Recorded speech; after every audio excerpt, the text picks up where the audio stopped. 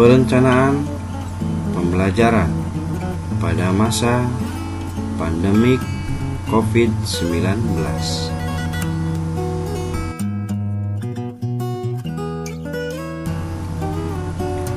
Semenjak adanya wabah COVID-19, kegiatan sekolah diganti dengan belajar dari rumah. Tentu, hal ini membuat adanya beberapa perubahan dalam aktivitas pembelajaran.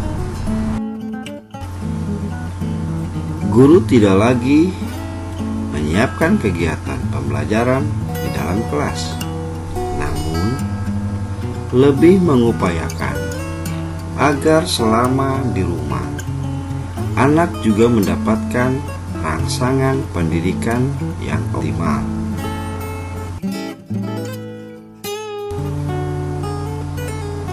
Walaupun aktivitas pembelajaran ini dilaksanakan di rumah, guru juga perlu merancang rencana pelaksanaan pembelajaran dengan baik agar anak tetap mendapatkan kegiatan yang menyenangkan.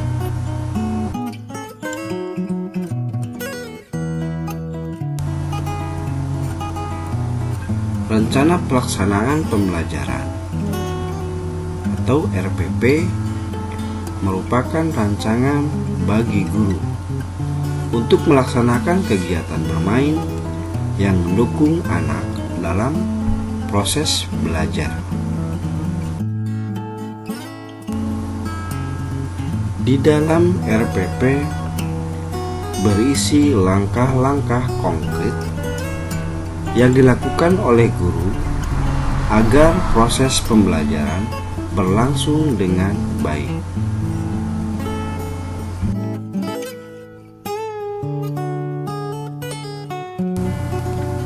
Rencana pelaksanaan pembelajaran yang disusun harus mengacu kepada karakteristik seperti usia, kemampuan dan kebutuhan setiap anak.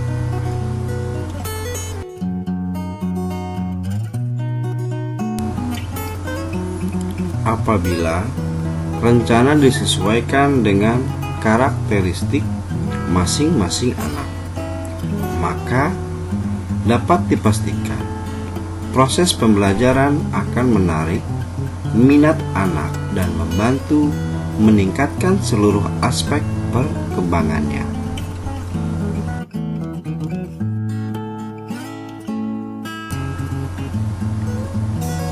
Tentu saja, RPP yang disusun guru selama masa pandemi COVID-19 dirancang sangat sederhana, berbeda dengan RPP yang dirancang untuk situasi normal ketika anak datang ke satuan PAUD.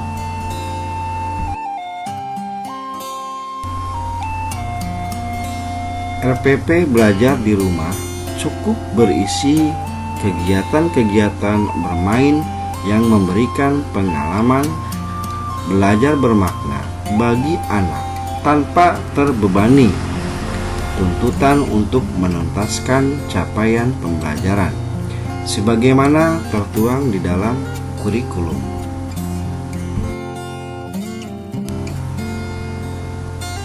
Kegiatan bermain yang disusun hendaklah juga bervariasi sesuai dengan minat dan kebutuhan anak masing-masing, serta difokuskan pada keterampilan hidup yang membiasakan hidup sehat sehingga terlindungi dari virus.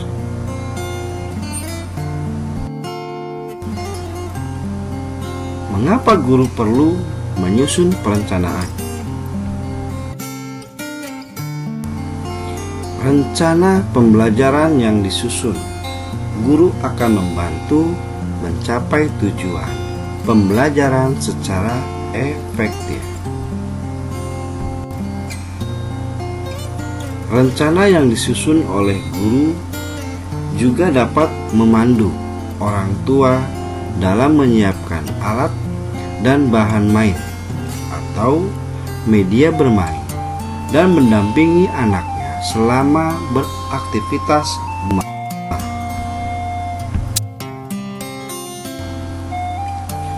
Orang tua tentu saja dapat memberikan saran atau masukan kepada guru tentang kegiatan main atau bahan dan alat main yang diperlukan. Mengingat orang tua lebih mengetahui minat dan kemampuan anaknya masing-masing. Berikut manfaat perencanaan yang disusun guru.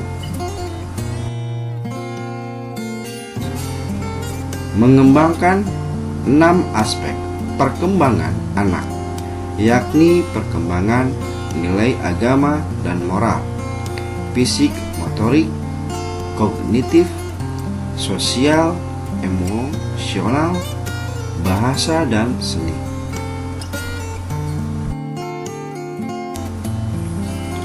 Mendukung pencapaian kompetensi inti dan kompetensi dasar. Kompetensi inti adalah gambaran capaian standar tingkat pencapaian perkembangan anak pada akhir layanan PAUD, yaitu usia 6 tahun. Sedangkan kompetensi dasar adalah gambaran tingkat kemampuan anak dalam konteks tema, muatan pembelajaran, dan pengalaman sehari-hari yang berdasarkan pada kompetensi inti. Mendukung pencapaian pengetahuan, keterampilan, dan sikap yang perlu dimiliki anak. Mendukung pembelajaran menjadi bermakna dan menyenangkan sehingga mampu mengoptimalkan pertumbuhan dan perkembangan anak. Mengarahkan orang tua dalam menyiapkan alat dan bahan main yang diperlukan sesuai dengan kondisi pada masing-masing orang tua di rumah. Kapan guru perlu menyusun perencanaan?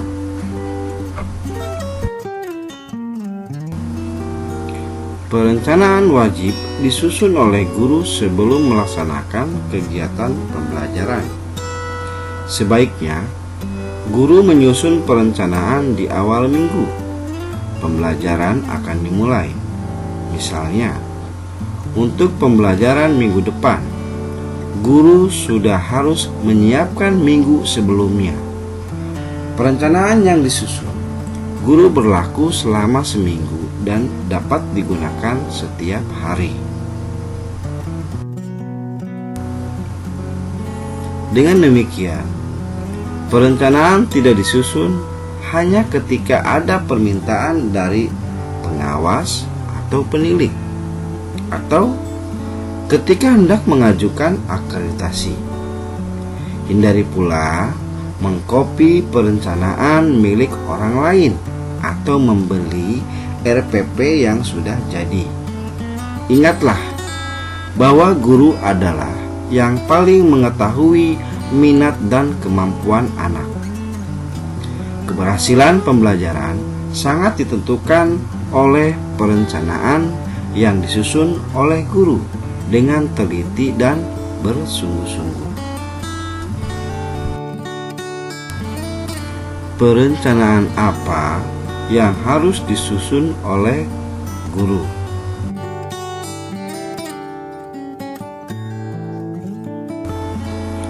Pada masa pandemik seperti saat ini, guru cukup menyusun rencana pelaksanaan pembelajaran mingguan atau disebut RPPM yang dibuat sesuai dengan tujuan pembelajaran dan diselaraskan dengan karakteristik keluarga anak didik.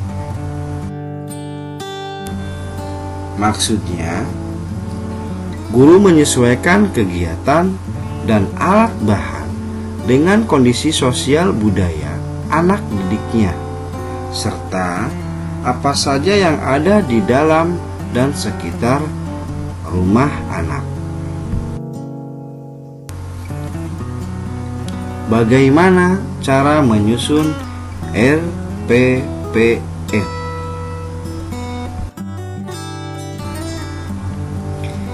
RPPM adalah rencana pelaksanaan pembelajaran selama seminggu yang memuat kompetensi dasar atau KD dari setiap program pengembangan, yaitu 1. Nilai agama dan moral, 2. Fisik motorik, 3. Kognitif, 4. Bahasa, 5. Sosial, emosional, dan seni. Muatan atau materi pembelajaran serta rencana kegiatan main untuk 1 minggu dilakukan dalam rangka mencapai KD-KD tersebut.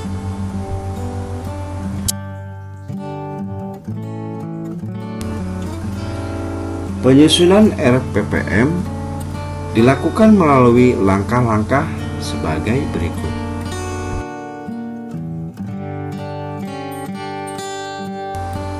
1. Menetapkan kompetensi dasar atau KD. Penentuan KD memuat seluruh aspek perkembangan nilai agama dan moral atau disebut 6.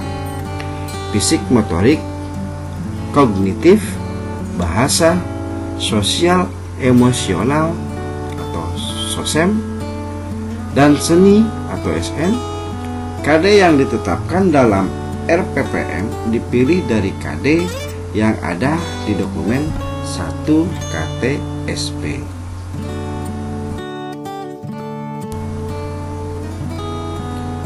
Menuliskan materi pembelajaran untuk setiap KD. Rumusan materi pembelajaran dapat dilihat di dalam dokumen 1 atau KTSP masing-masing satuan PAUD.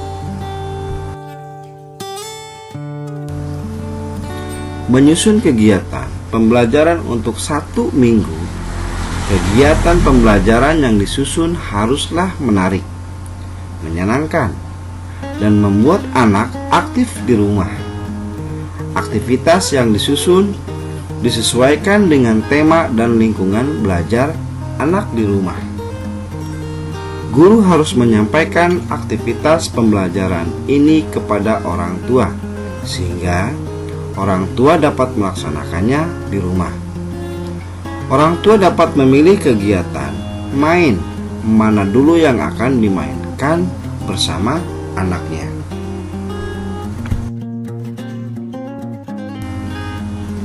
Bila mana anak tidak tertarik dengan tema atau kegiatan yang dirancang guru, maka orang tua dapat mengganti dengan tema atau kegiatan main yang lainnya.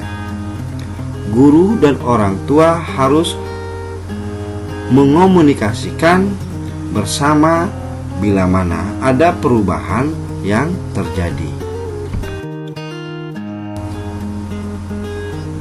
Berapa jumlah kegiatan main yang perlu disediakan orang tua? Maka untuk hal ini diserahkan kepada orang tua dengan melihat ketertarikan anak dan kemampuan orang tua. Bila mana dinilai kemampuan orang tua hanya dapat membimbing anak bermain dengan satu kegiatan, maka tidak masalah. Yang terpenting, belajar di rumah menjadi pengalaman yang menyenangkan dan mendukung perkembangan anak. Meskipun kegiatan main yang disampaikan kepada orang tua adalah untuk 1 minggu. Namun, komunikasi antara guru dan orang tua dapat dilakukan setiap hari.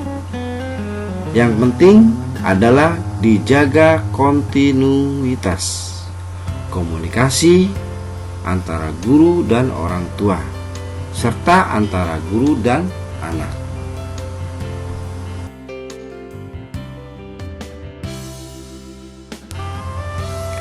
Komunikasi ini juga dilakukan untuk mengetahui minat anak, kesulitan yang dialami oleh orang tua, saran dan masukan orang tua maupun capaian perkembangan anak.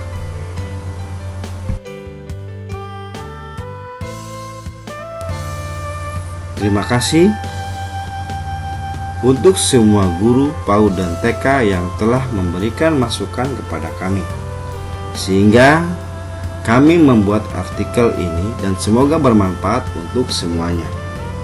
Mohon maaf bila salah kata-kata dan tidak berkenan di hati Anda, mohon dimaafkan. Assalamualaikum warahmatullahi wabarakatuh.